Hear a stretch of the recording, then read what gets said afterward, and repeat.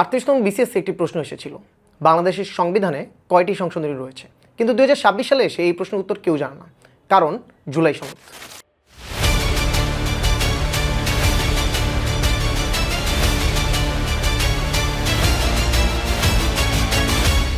আমরা সবাই জানি 24 সালের জুলাই আন্দোলনের পর স্বৈরাচারী শাসক হাসিনার পতন হয়, আর তারপর আসে ডক্টর ইউনূস কিছু বড়সড় সংস্কারের প্রতিশ্রুতি নিয়ে। আর তারই ফলশ্রুতিতে জুলাই সনদ 84টি সাংবিধানিক সংস্কার নিয়ে হাজির হয়।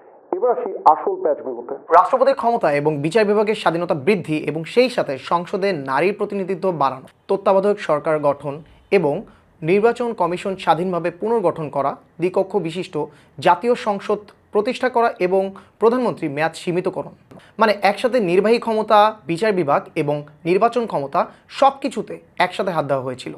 কিন্তু এটাই প্রথম না। 1977 সালে জিয়াউর রহমান 1985 সালে এরশাদ নিজের প্রতি আস্থা চেয়ে গণভোট করেছিলেন, কিন্তু শুধুমাত্র 1991 সালের গণভোটটাই ছিল সত্যিকারের গণতন্ত্রের ফেরা নিয়ে। কিন্তু এখন বর্তমানে প্রশ্ন হলো যে বিএনপি সাধারণ শপথ নিলেও বিরোধীরা নিয়েছে সংস্কারের শপথ। এখন আদালতের রায় না আসা পর্যন্ত কেউ জানে না যে এই জুলাই সনদ আসলে বাস্তবিত হবে কিনা।